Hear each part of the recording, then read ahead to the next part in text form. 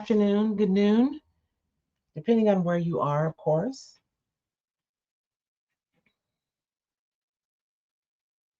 I am running a little late today. I apologize, but I'm here. I made it. Let me go live on Instagram really quickly. Okie dokie. Good morning. Good morning. Let me see. I need to upload a photo. I'm sorry, y'all. I try to do too much, is what happens.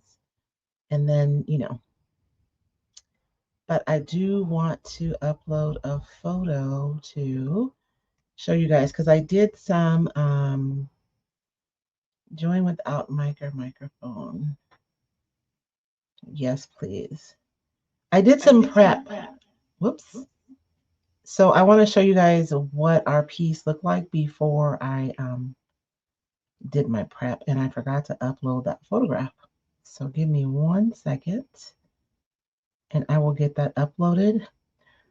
Good morning and welcome to Quick Crafts with Royce. If you are new here, my name is Royce Hunt Bell. I'm the founder, owner, and operator of Roycycled Treasures.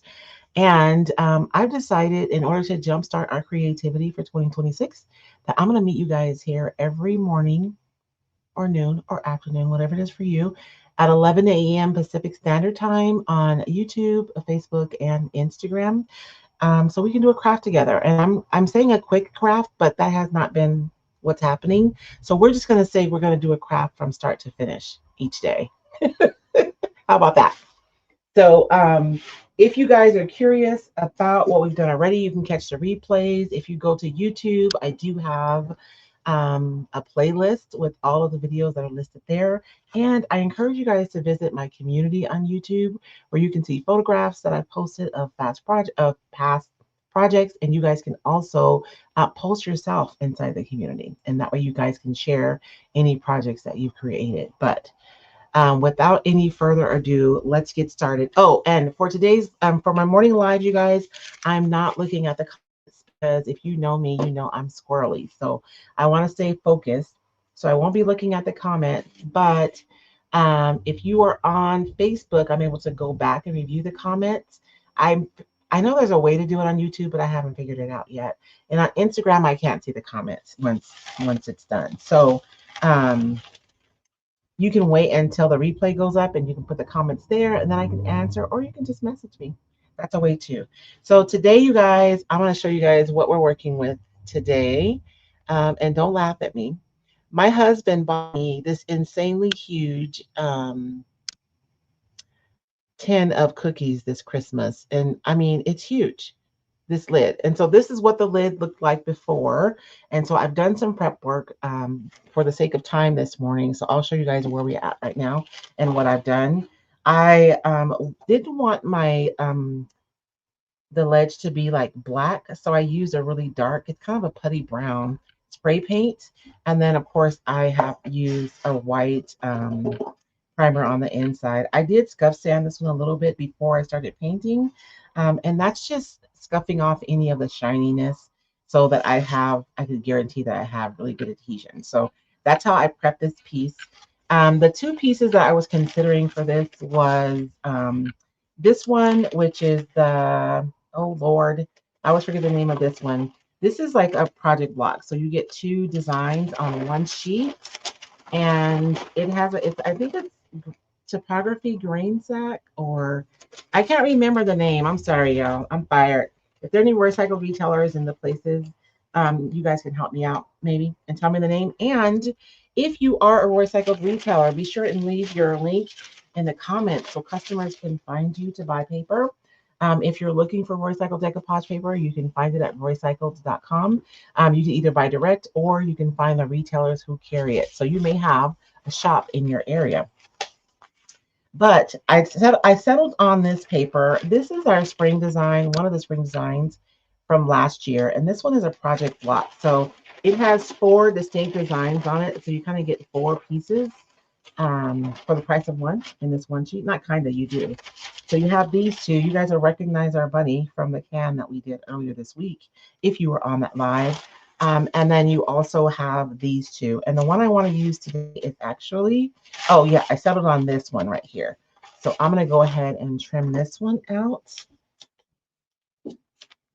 I always like to trim my paper right away, so I can get the extra paper off of my table. That way I'm less likely to like get paint on it or, you know, have it ruin what I'm actively trying to do. So I'm just going to trim this piece off. And even after I use this one block, I still have 3 full blocks that I can use for other projects. So now this one is like a really pretty landscape. And oh, let me see if I can help you guys. I'm gonna put it upside down. A really pretty landscape, and you can see that there are some sheep there.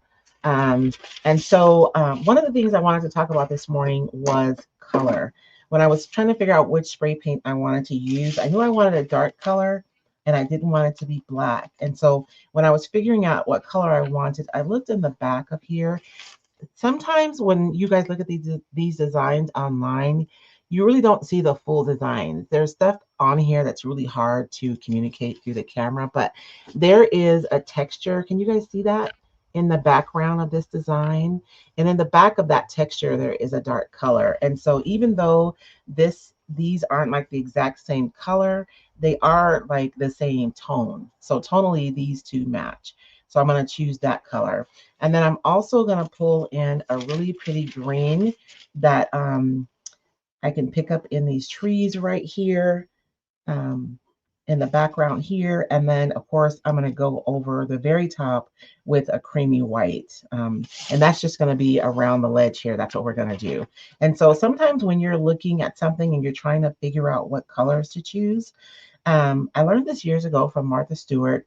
If you can find a color in your design that isn't like the loudest and you choose that color, it's going to make your project look more designed. So rather than me choosing maybe this color that's everywhere, I'm going to find a color that's just a little bit in here. Even that pink is really prominent, so I wouldn't necessarily pick that pink.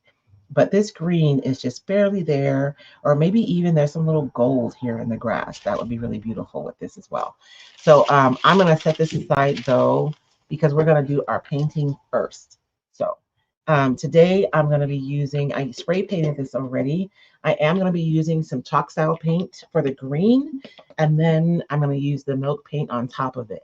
I'm going to be honest with y'all, I don't know what's going to happen, but we're going to see together, because we know that where experimentation goes, creativity follows, right? So we don't always have to know exactly what's going to happen. Sometimes it's fun just to experiment. And again, I'm being very intentional about not mentioning brands while I'm doing these, because I want to make it easy for my retailers to be able to share these and not have to worry about promoting a brand that they may not necessarily carry. So I'm going to go over this with the green first. So I have the brown, that's my first layer, right? And then I'm going to go over with the green chalk style paint on top.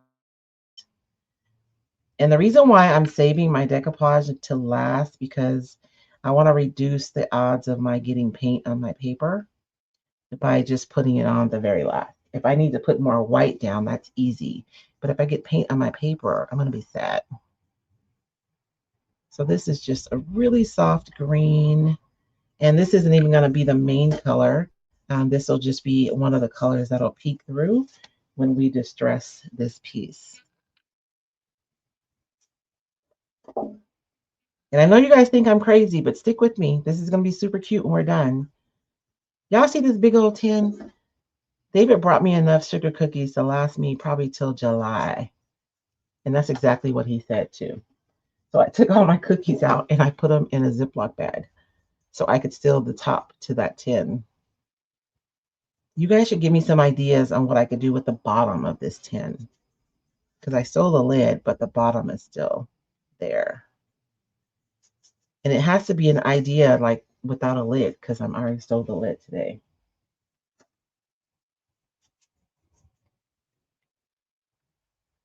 And I'm being pretty careful because I do want it to look nice and neat. but I just did not want to be beholden to perfection and worry about the paper getting wet. So,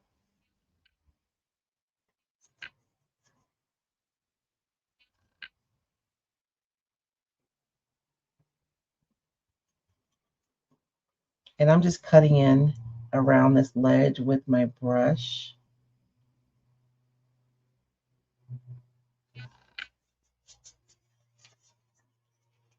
And this coat doesn't have to be perfect, right? Because we're only going to see it if we distress back to this. I am going to go over it with some heat because this is a chalk style paint and I don't want it to reactivate when I go over it with my next layer. So I'm not going to just dry this. I'm actually going to use the heat of my dryer to set it in place so it doesn't move. I need it to behave.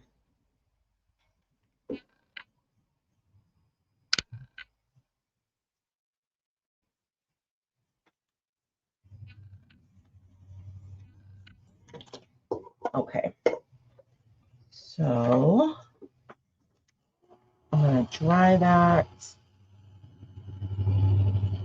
And hopefully, I always forget about my vertical camera. I should put tape on my table that tells me like where I need to be because I get busy and I forget.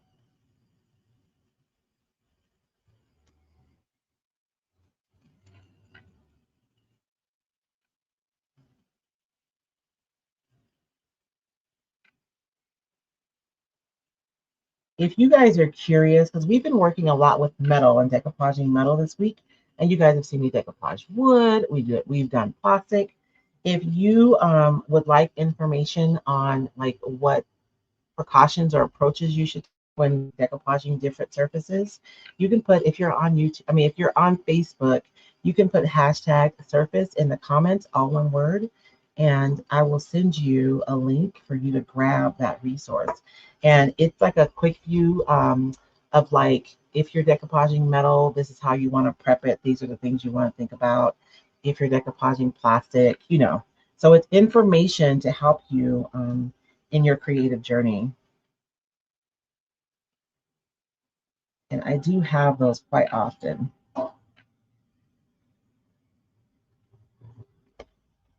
And if you're on YouTube, you can check back because I will be putting a link in the comments once I'm done here. I'll go back into the video and I'll add some more information, including the list of supplies that we use here today and a resource that you guys can grab that will help you figure out like what steps to take to ensure your success when you're decoupaging different surfaces.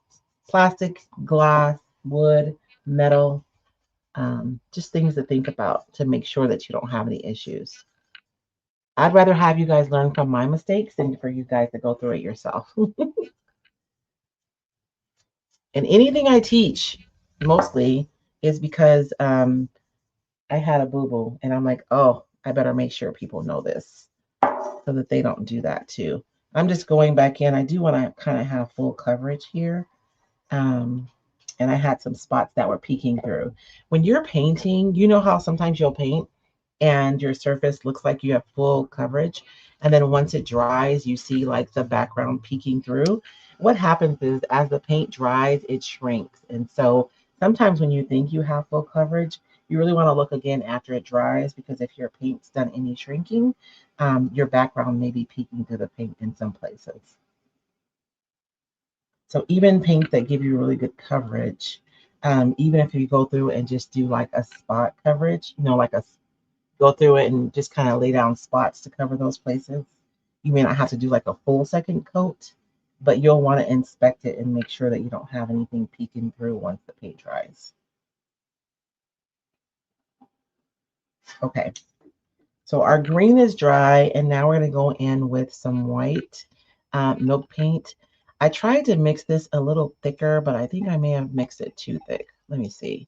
I've noticed with the milk paint, it's interesting. When you add your water, you really want to let it sit for a few minutes before you add more water because it may seem like really thick at first, but I don't know if as all the milk paint gets wet, maybe it dispels some of the water. I don't know what happens, but I noticed that after my paint sits for a few minutes, it gets looser than it is when I'm first trying to stir it. So if you're trying to make sure it's a little thicker, mix it and let it sit for a little bit and see what happens. And then stir it again before you add more water. And for those of you who use milk paint a lot, you guys probably already know all this stuff, don't you? So I'm just using my brush, and I'm going to go right over that green with this really pretty creamy white milk paint.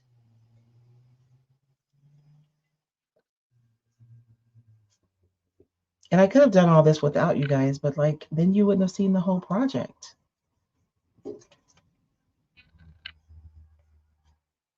And so my goal with this is to make it in a message board. So this is metal, right? So I'll show you guys what I've done with some IOD molds and some magnets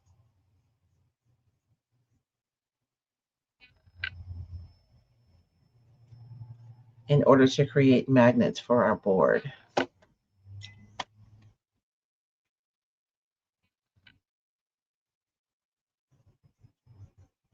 And you see how that green isn't moving? I mean, you can see it peeking through the white, but it's not mixing with the white. And it's because the heat of my dryer really helped to set that paint. Now, if you're using a clay-based paint and you want to make sure that it doesn't move, you probably want to put a layer of top coat over the clay.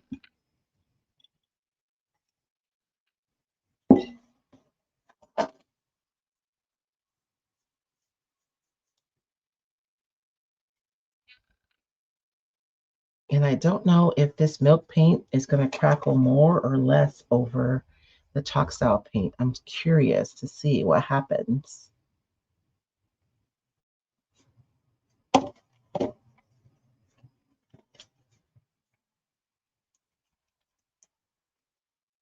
My husband is dragging me away today to go do something fun in Tucson, which is our neighboring, it's like the biggest town closest to us. Um, so when I leave here today, I have to go in the house and get dressed up. Which, you know, when I say dressed up, I mean like dressed for public, not like dressed up, dressed up. So I'm gonna shoot this with some heat, and then I want to put a second coat on because I don't quite have full coverage. I'll show you guys in a few minutes. That green is still peeking through pretty strongly, and I really want this top layer to be white. And while I'm drying this, you guys, I'm going to ask you guys to watch a video. I know some of you have seen this video a couple of times already, but it's really short. It's less than a minute. If you've been craving time just for you, time to create, to breathe, to reconnect with who you are, I want to personally invite you to the 2026 Roycycled Besties Retreat. We're gathering in beautiful downtown Safford, Arizona for 3 days of creativity, connection, and rest. All your creative supplies are provided, breakfast and lunch are taken care of, and you'll even receive exclusive recycled retreat-only goodies. We are already over halfway full, so if your heart's been whispering maybe, this is your moment to say yes. Click the link to claim your seat. I would love to meet you here. If you guys are looking for an opportunity to really connect with other creatives personally, like, in the flesh, this is a really wonderful opportunity. I uploaded a couple. I couldn't get any more done. I just try to get too much stuff done in one day, you guys. But these are testimonials from a couple of people who came to the retreat, Miss Sandra. And the project that we did, I really, my goal is to push you out of your comfort zone, right? And to really test you, not test you, but to challenge you to create in a way that you wouldn't normally do. Because it's in those places of stretching that we grow creatively, right? So Sandra just said that she didn't think that she would ever be able to make the thing that she ended up doing. And then one of the things that I pride myself on with my retreat is that when you come to our little town, you're not just being hosted by Roycycled, you are literally being like hosted by the entire town. And Dorothy kind of speaks to that. And one of the comments that she left about the retreat is that everyone was really hosted by the whole town. So when you walk around and you go into the restaurants, people recognize, especially if you have like a Roycycled t-shirt on, then they know why you're here. And we have restaurants and shops that are giving special discounts to the Roycycled Besties who are here in town that weekend as well. So if you are interested in finding out more information about the Roycycled Besties retreat, you can put hashtag retreat if you are on Facebook and you'll get a message. And then if you are on YouTube or Instagram, here's a QR code that you can use, and it just takes you to the page where you can find out more information about the retreat. And I was talking to David last night, and I forgot. So a couple of ladies who came to my retreat last year, I actually met them at Pinners, and I forgot. If you've ever gone to Pinners, like seriously, you know that every year you get a new pin on your lanyard. So we're going to start that tradition this year. So you guys will have pins to put on your aprons this year. And then I don't know if I'm going to get pins made for last year. I said I was going to, but I'm running out of time. So we'll see what happens. But at the very least, if you come this year, you will have a pin to commemorate this year's event, as well as your apron that you get in your swag bag and your custom stencil and your custom paper. When I say custom, I mean I'm designing these just for the retreat, specifically for the retreat. So they won't be available anywhere else. And we'll sell extras. Last year, I think we said you could buy 5 extra because I don't want somebody to like buy a ton and try to sell them outside of the retreat, because then that like um, undermines the whole intent of it. So you get 1 free in your swag bag, and then if you want, you can buy up to 5 additional.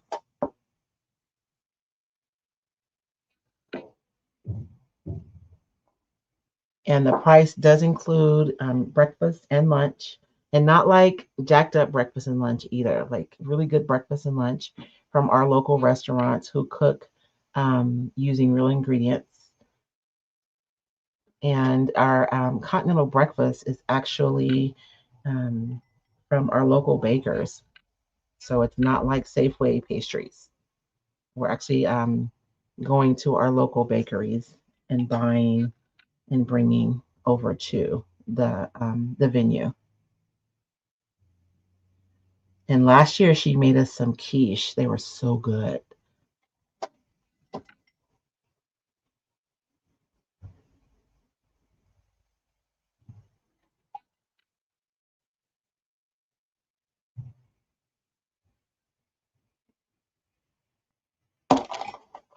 You guys can see I'm not being like super dainty because I want this to be a little distressed. But I do want to get a nice coat on that. And then we're going to dry this. Um, and then I will touch up my paint and we'll decoupage.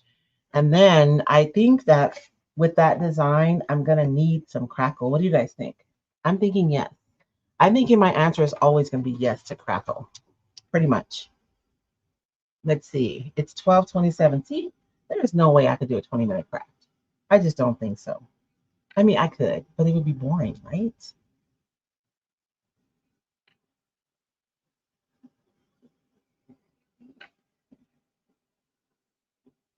I want to dry this just enough so that I can touch it. It doesn't have to be completely dry. Although this is metal, whenever you're using or you're painting wood, you have to kind of contend with the wood absorbing some of your product, and then that moisture kind of gets trapped in there. So at least when you're working with metal and it dries, it's like dry.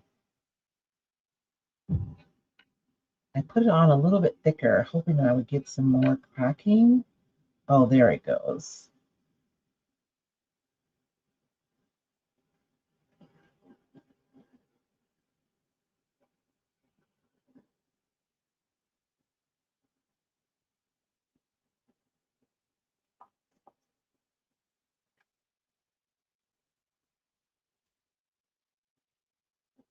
I have noticed with the milk paint, if I put it on thicker, I'm more likely to get the crackle than if I put thinner coats on.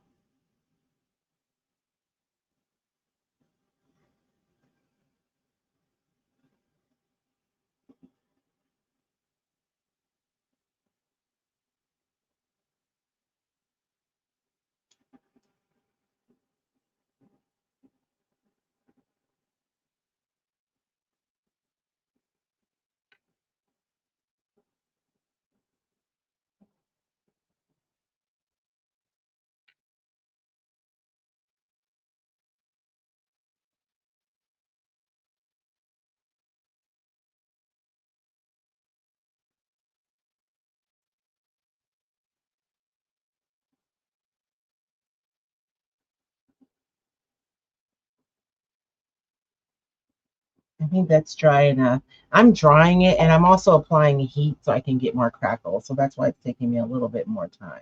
It's probably safe for me to touch it at this point, but y'all know I'm not satisfied. I want some of that crackle. And I think why the heat gives you more crackle is because um, I always think about like why things happen and I have to explain it. So if you're wondering why, that's why. Because I have to know why. So I'm assuming you want to know why. But underneath here, so the dryer is has dried the top layer, right? But underneath it's gonna dry slower. So when I blast it with that heat, I have the product drying at different rates, and it's that difference that's causing the crackling because we know it's contracting when it's drying, right? And it's expanded when it's wet. So if it's like expanding and drying at different rates and they're right on top of each other, that's how we get that really beautiful crackle there. So I'm going to leave that and I'm going to touch up just a little bit. And I'm going to show you guys, I'm going to try to show you.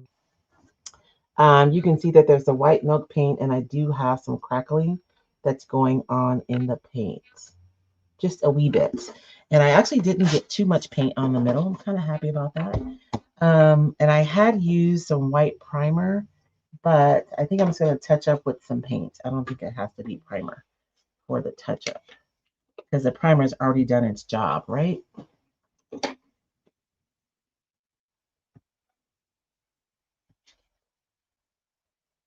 And because my paper is lighter, I am going to go in and apply a whole nother like coat of paint. If this were a darker paper, I wouldn't worry about it as much because you really wouldn't be able to see through to the background quite as much. But because we're using a lighter design, I do want my background to be like a solid white.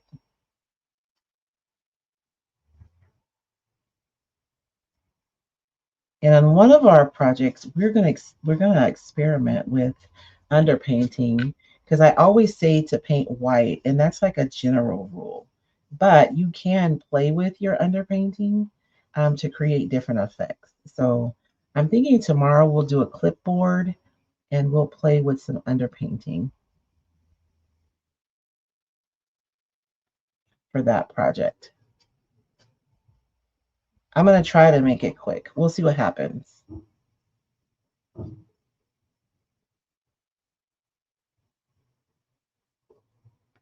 And if you're just popping on, I am just taking a lid from my absolutely ginormous cookie tin that my husband bought for me this holiday, and I am making a little mini message board, a magnetic message board. And we're using Roycycled Decoupage paper with milk paint and chalk paint. If you're looking for the Roycycled Decoupage paper, you can find it at roycycled.com, or you can find the retailers who actually carry it. So you may have a shop near you in your community where you can go in and see the paper, or there may be an online retailer who's closer to you than I am, and they can offer you a better shipping rate.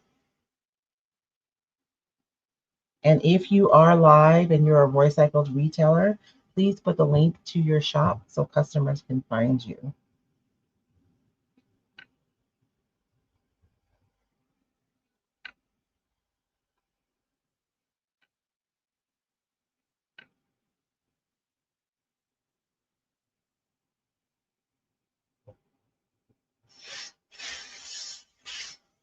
And I believe a little bit over here. I want to make sure everything is dry because if I have a little spot that's wet, then I end up with like a white spot on my paper, which is not optimum. So this is one square. I'm working with the Roycycled Spring project blocks from last year, and you get 4 distinct designs on this paper. And so we're actually using just one of the squares for today, which means I have 3 more project blocks to create significant size projects. But we're going to use this one today. I just have to decide what portion I want to display. And I'm going to try to center it, but I'm going to eyeball it. Oh yeah, I think that's good. I'm going to go there. And I'm just taking my fingernail and running it around the lip, like the bottom lip of the can, so that I can mark the paper. That way I know exactly where I want to trim or exactly where it's going to fit. I'm not going to trim it exactly. I always like to leave myself an extra little bit of paper just in case I did something wrong or I miscalculated or, something. And I can always go back in and trim this later. And I think that one of these mornings, we're going to bring in all of our projects and trim them together because most of the time I'm not able to trim with the razor blade with you guys because the project still has moisture. And you really do want to wait until your project is absolutely dry before you try to use a razor blade to trim to ensure that you get a nice clean trim.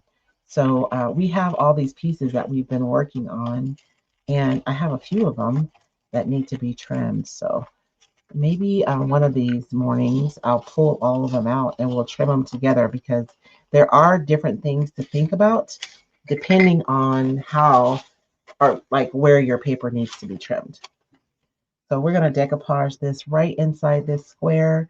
And I'm going to mist my paper. The reason I'm misting my paper is because the water is going to let the paper relax. So all the fibers in the paper are going to relax and stretch out so that when it comes into contact with the decoupage medium, it doesn't respond and you don't get wrinkles. The reason why you get wrinkles generally is because the paper starts wrinkling when it comes into contact with the moisture of your decoupage medium. So we're kind of creating that problem in advance so it doesn't happen when we start decoupaging. Now I've trimmed my paper more than what I need. So when I am decoupaging, I'm going to make sure to get product only where I want it. I don't want any extra product on the side where I don't want my paper to stick. And I wish I had one of my smaller brushes. But I used it for wax yesterday. So let me see. Oh, I have one right here. Maybe. Maybe. I think this might be my Crackle brush because it feels kind of stiff.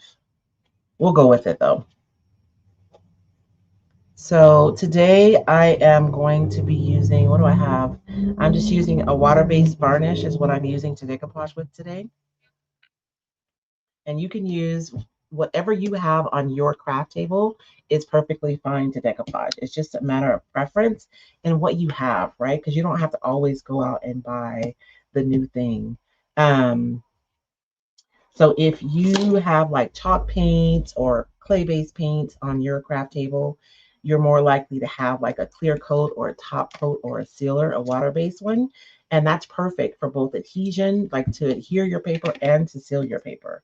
If you are someone who has primarily acrylic products on your table, then you can use acrylic medium, a matte medium, soft gel, to decoupage with. And if you are someone who has like primarily like craft paint and Mod Podge, then you can use that Mod Podge to decoupage with. I do like to add a little water to it.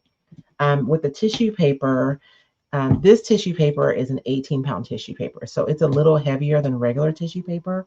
But with the Mod Podge, it can be a little tacky and stick to the paper right away. So if you need to reposition or something, you really don't have that option. But if you add a little water to your Mod Podge, then it kind of loosens up that tackiness a little bit so that you can have a lot more freedom to be able to reposition your paper if you need to. So I'm going to start on this side. And like I said, I'm being super careful not to get any of um, my clear coat on the side of the can because I only want my paper to stick to the bottom. And I'm going to create a starter row here. And what this is going to do, this serves as an anchor for my paper, so that once it adheres to the surface, I don't have to worry about it becoming like reoriented or moving in a way that disrupts my original intent. And I always look from the side to make sure that I covered all the places. A lot of times if you have bubbles in your decoupage paper after the fact, it's because there was a spot that didn't have any product. Look, I have a whole place right there that's completely dry. That would have been a bubble if I hadn't looked from the side to look. So it's crazy because sometimes you're like, surely I've had full coverage. I've run my brush over the whole thing, but then you look from the side and no, you do not, because there's an area that's wet. And my paper's kind of dried while I've been yapping, so I'm just going to mist it again, is all. No big deal. And we can move on to the rest. And when I'm rubbing, I want to make sure that I have good contact between the paper and the surface. And because I'm using the misting method, I don't have to go so slow when I'm decoupaging. So I'm going to go ahead and do the rest of this. Now that my starter row is done, I know my paper is going to go down the way I want it to. And when you're using the misting method to decoupage, you do want to put down a little bit more of the decoupage medium than maybe you're used to putting down.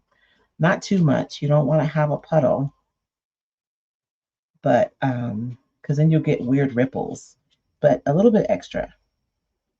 And again, I'm going to look from the side and make sure I've covered everywhere. And I'm always amazed because every time I do that, I always find a spot that didn't have any product on it. And if I hadn't taken the time to look, then I would have ended up with a bubble in my decoupage, which is not optimum. You see how I'm able to lift my paper there and kind of reposition it? It's because this is a heavier tissue paper. So it's still tissue paper, so I have to be careful, but it's heavier than, say, the tissue that you use to wrap gifts with. And it's certainly heavier than napkins.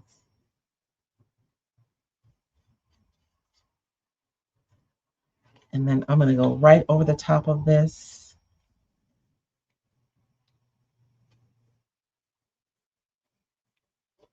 With my varnish. And how much time is it? Do I have time to put Crackle? I think so. I think we need some fine line Crackle on top of this paper, don't you guys?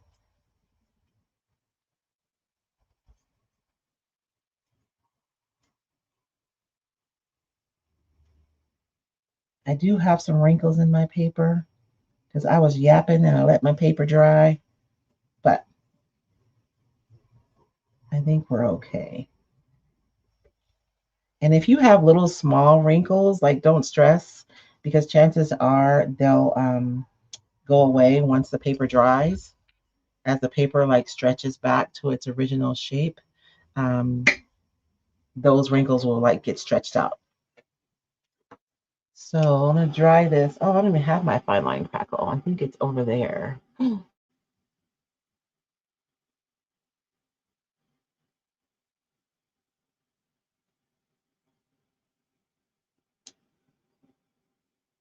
We'll dry this and then we'll find our Crackle.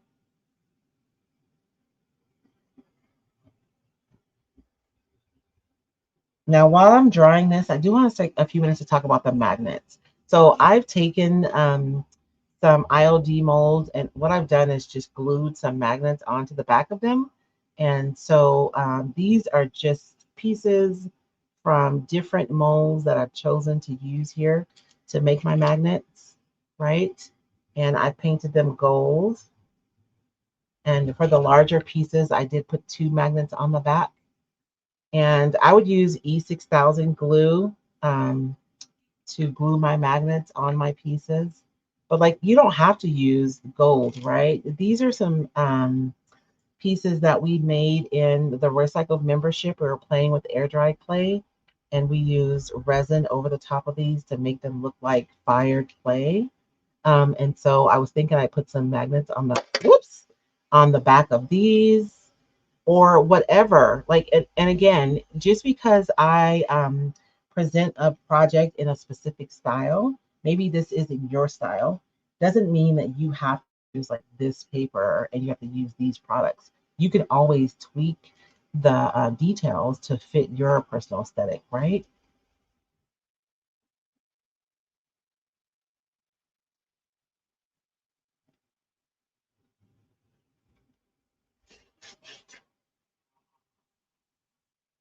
And this one, do I want to do this fine line crackle before I trim it?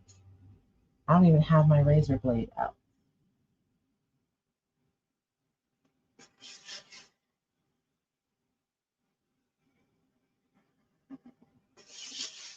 Okay, that's pretty dry. Again, I don't like to trim until it's like absolutely dry.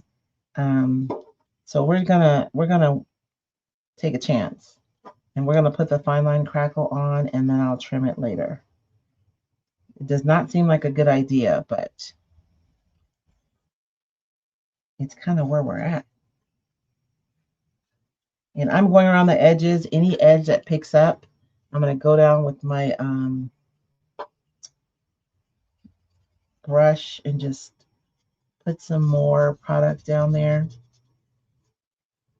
I kind of want to trim this. Let me see if I can find my, I don't even know where it is, my blade.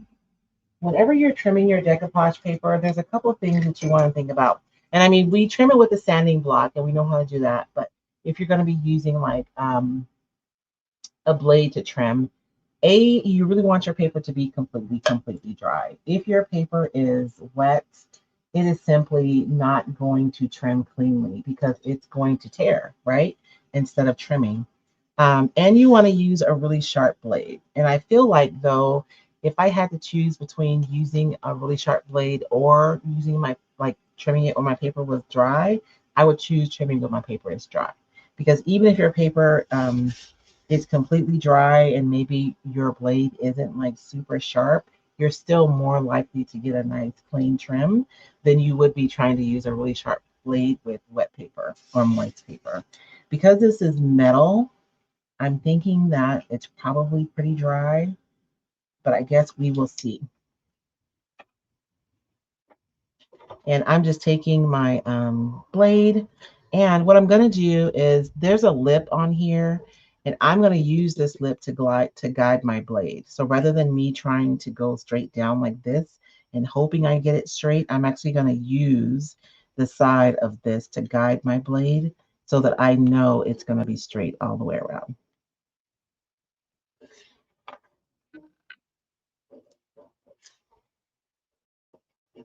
And you guys will notice my blade is sideways and it's facing the side. And I'm pulling my paper and making sure that it's all the way to the side as well. Because if my paper is like over here and I trim it, I take a chance of trimming it short. So whenever I'm trimming, see, that's going to tear because there's a little wet spot right there. I can see it already.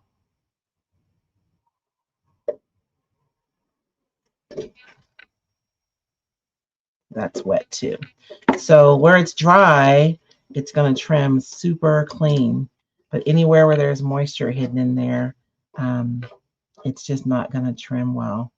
And for some reason, there's a lot of moisture over there. Maybe I didn't hit that part with the dryer. And the only reason why I'm attempting to trim this is because if I put a layer of the fine line crackle, I'm not sure how that's going to play out if I have to go in and trim it later. And I really do want to put some fine line crackle on it.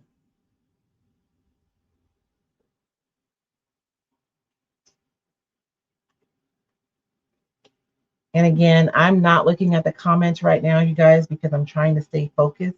I really do want to be able to complete our projects from start to finish each morning. And I should put Royce Hunt craft with Royce start to finish instead of quick. My intention originally was to do quick crafts, but it hasn't really played out that way.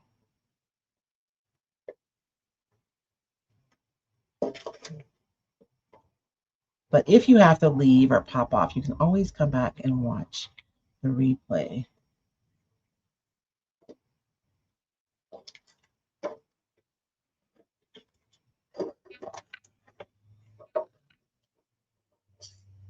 You guys see I'm taking my time, right? You do want to put a significant amount of force down so that you can cut through your paper in one. I mean, it's not the end of the world if you have to go back over again, but you're more likely to get like a split trim where you have like one line where you went through with your first pass and then a different line when you go in with your second pass. So I usually try to push hard enough so that I get a clean trim the first time. And you guys will notice that my blade is always facing away from me, never towards me. A, so I can see where I'm cutting, and B, for safety. Safety first, right?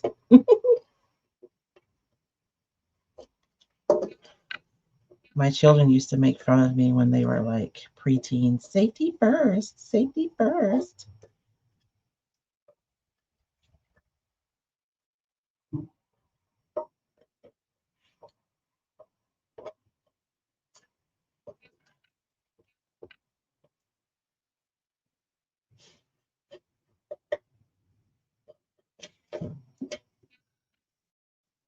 All righty. So I was able to get a pretty good, nice trim there. And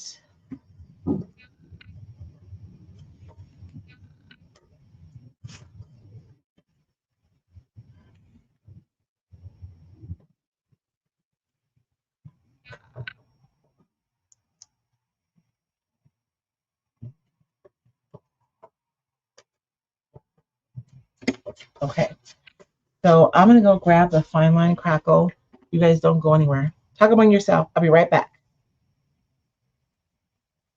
I'm going to put my mic right here so I'll remember to put it back on.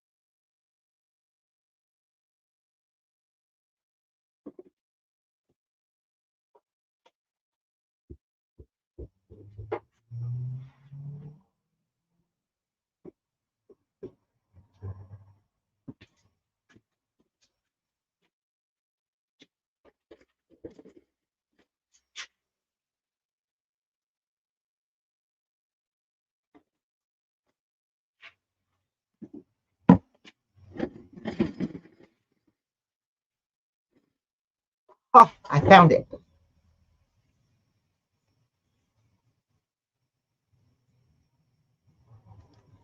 Okay, so we're going to start with step number 1 first. And it's really important that you have a clean, dry brush when you lay it down, which may be a problem for me today. I'm going to have to use this little brush. This one's kind of scratchy.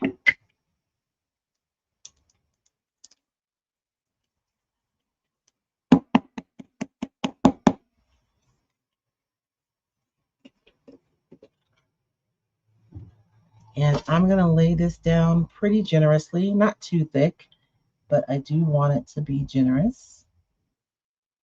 Oh, I got a little bit of lifting going on. I'll just use that to tack it down. And it goes on kind of cloudy, but it's going to dry clear. I have a theory about Crackle, and I have no scientific backing to say that it's true, but this is my theory. I feel like when you do like one long stroke, that the cracks are going to form along the thick portions of that paint stroke. And so you're going to get like longer crackle that follow that. But if you put down shorter cross hatch strokes, then you're going to get like shorter um, crackle, if that makes sense. And for me personally, I don't like those long lines of crackle. I prefer the the smaller ones. And so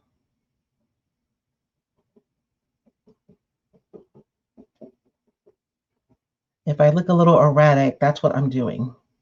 And again, I have no scientific, explanation of that or why it would be true, but in my mind, in my holy imagination, that's how it works.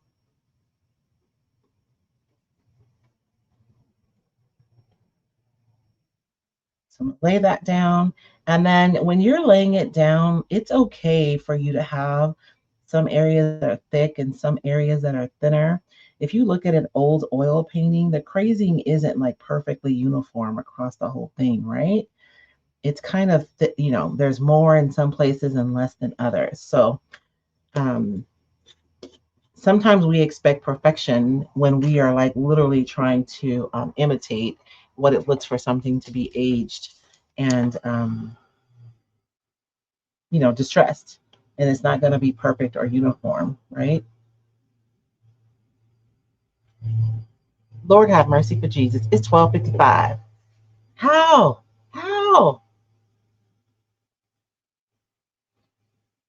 time flies when you're having fun, I guess. And can I tell y'all a secret?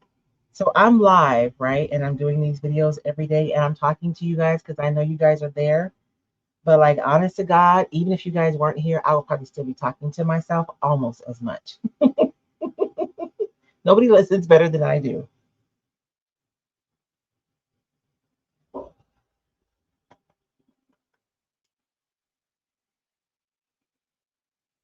And I know somebody is thinking this is a lot of trouble to go through for a cookie tin lid. But once it goes up on your wall, nobody knows that that's what it is. And to me, that's the beauty of it. Whenever I'm thrifting, I'm always looking at things for their form, not necessarily like what they are or what their intended purpose is. I'm looking at it just as, the shape of it and what it could be. I'm getting a bubble right there.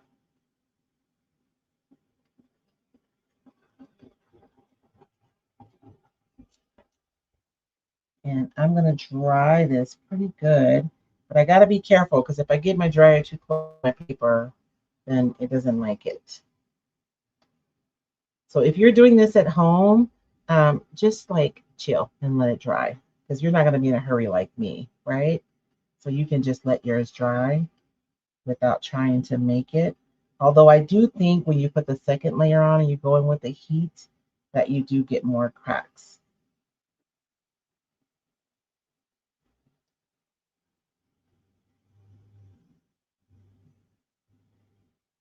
I have like a whole area right there. I didn't put anything on. So I'm going to cover that just so it's all the same sheen. I'm probably not going to get crackle right there, but that's fine.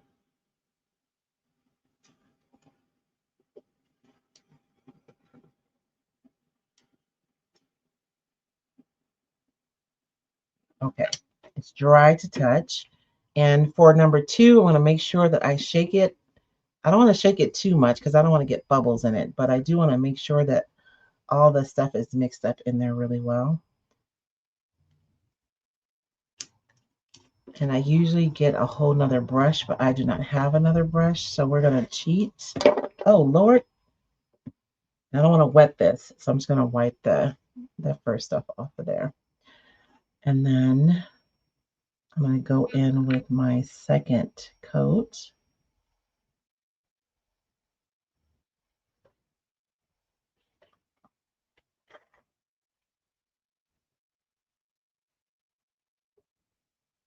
If you guys see tape on my table tomorrow, just know that it's so that I will stay where I'm supposed to stay on the table so that you guys can see everything I'm doing on the screen.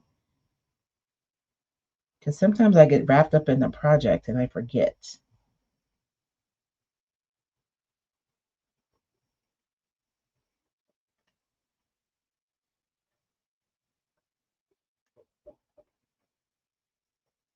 And I know some of my regulars are like, Royce is using fine line crackle on everything. I know. I love it. I like it a lot.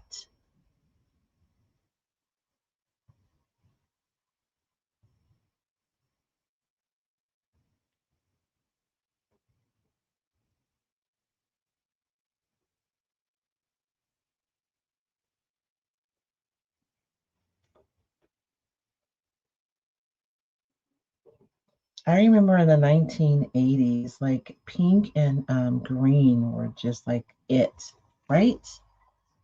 But there really is a classic combination. And that's what I feel like is the basic color scheme here is the pink and green. I think I got it everywhere. Even if I have an area where I miss, I think I'm okay. And we're gonna apply some heat and some crackle, and then we're gonna apply some wax, and then we'll be done. And then I'm gonna show you guys how I'm gonna hang this. I don't want to leave you guys hanging just thinking it's just like a can lid, and you gotta figure it out.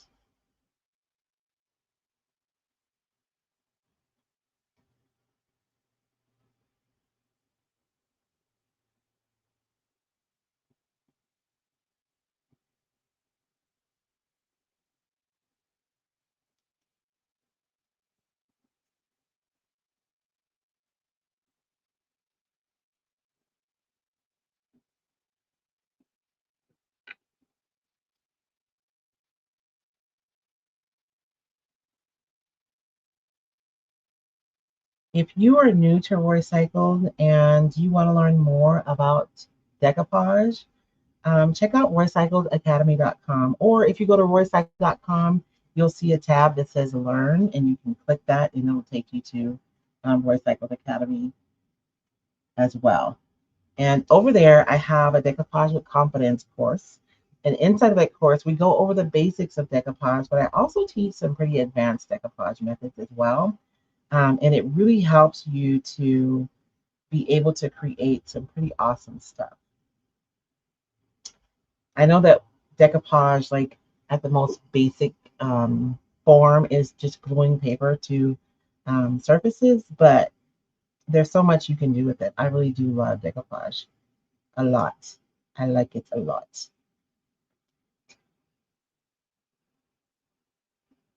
I always have a moment where I panic because the crackle isn't crackling and then it starts crackling.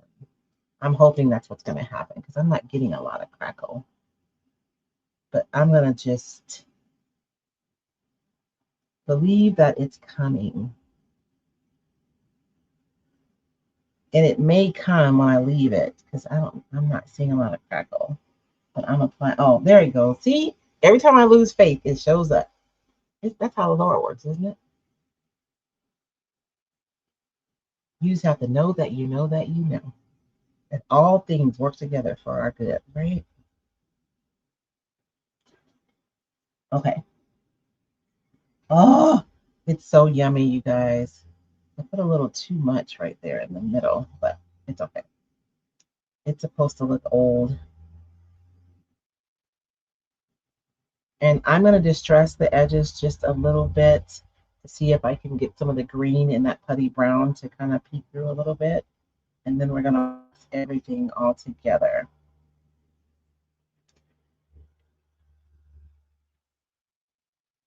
It is so good. I put down too much right there. I have like a puddle. That's going to be weird. Don't leave puddles on your stuff, okay? Don't do that. And I have a bubble right there. That is so weird.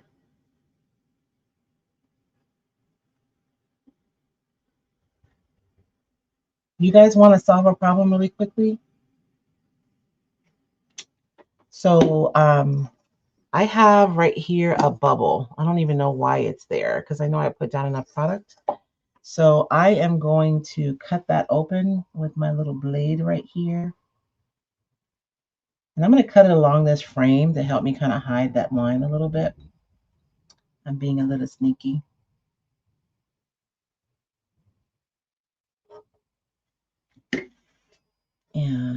I'm hopefully going to be able to go in there and look at, I hid my line so well, I can't find it.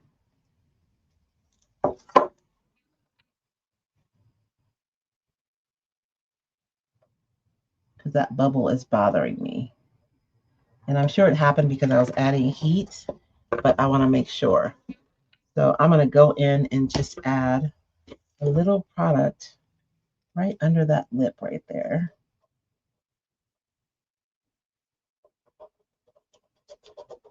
And honestly, if I had like some gel medium or Mod Podge, I'd probably use that because it's a little bit tackier. But just because I put all this other stuff on top, but I think I'm good. I think I'm good. So now my bubble is gone. So that's one way that you can address a bubble if you get a bubble in your project. No one will ever know.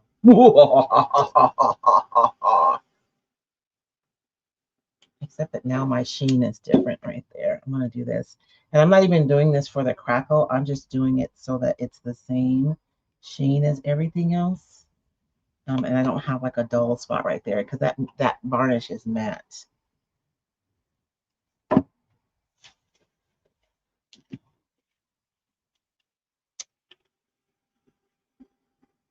Okay. Much better.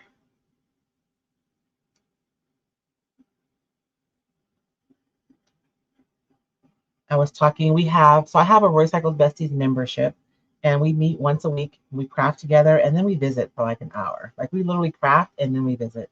And one of my besties was like, I just love listening to your like thought process. I'm like, it's a scary place inside of here. I think you guys aren't like in here. You just get a little peek in here.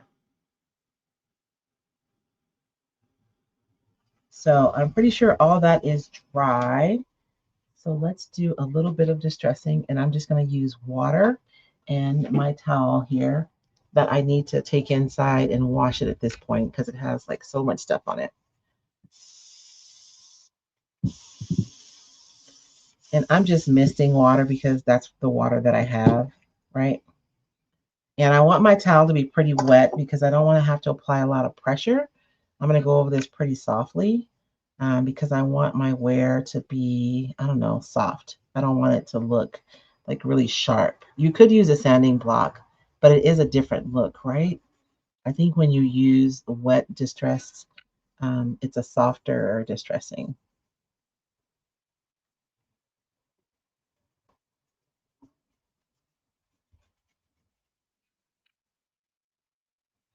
And I was just curious to see what would happen with the milk paint if I put it over chalk style paint.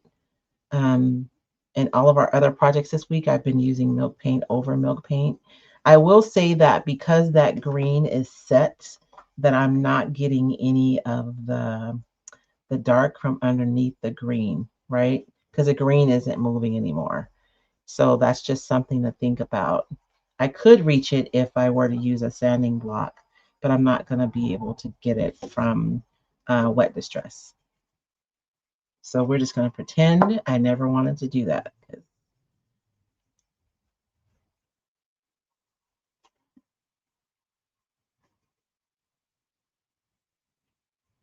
And if you get to the point where you stop, the paint like stops lifting, to me, I would rather add more water and continue, you know, using a soft motion and maintaining more control than start using a lot of pressure. Because when you use a lot of pressure, you just lift up a lot of paint, it feels like at once.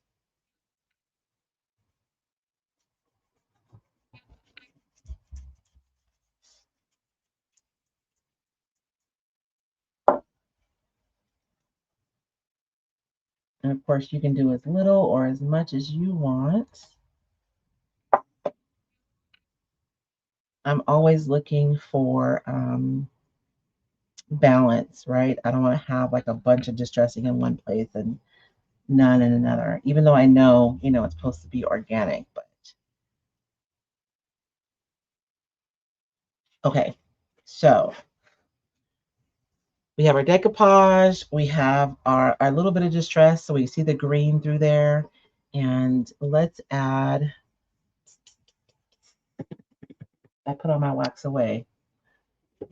Do I want to add clear wax? What do you guys think? Do I want to grunge it up a lot or a little? Because I can't see your comment.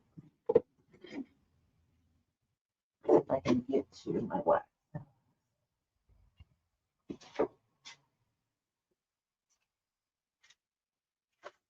Without taking off the mic.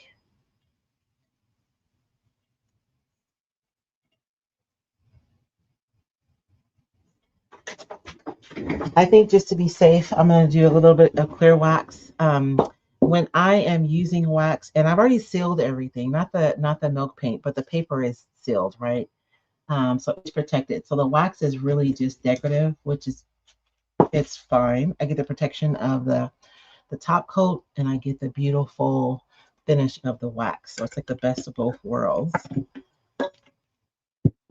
And I'm just going to take and put on some of that clear wax. And this is just going to help me. This specific project, I don't want it to be really dark. And so the clear wax is going to control how much of the dark wax is absorbed.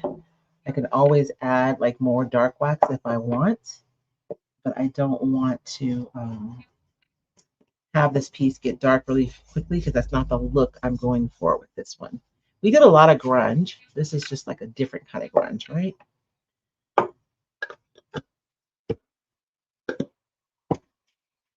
And then I did bring another brush for my dark wax. I prefer round brushes when I'm waxing because I can get more organic like application than when I use something square.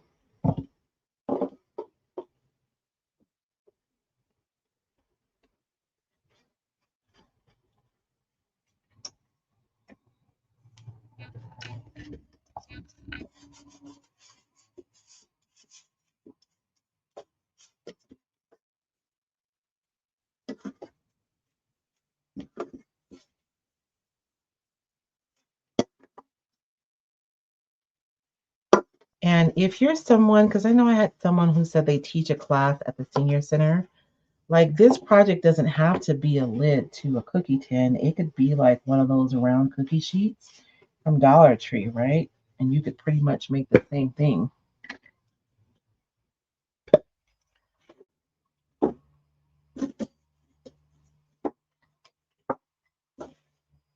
I'm trying to be good and clean as I go, you guys. Because we just cleaned up the studio just before the new year. I told George I was going live every day. He's like, oh no, Miss Royce, we just cleaned. I know. I'm behaving. I used to batch videos and I'd record like 5 videos in a day and it would just be trashed in here by the time I was done. So ridiculous.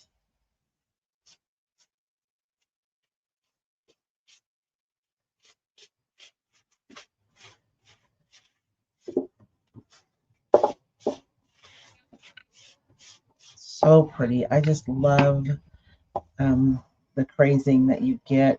And I'm going to wait. I'm not going to go over this with the varnish right now because I want to make sure everything is dry really well.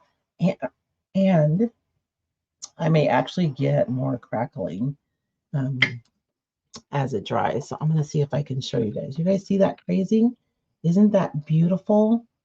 I just love that so much. And so now, let me make sure I do it right. I have, oh Lord, what do I do with it? Did you guys see what I did with my little hook? Ah.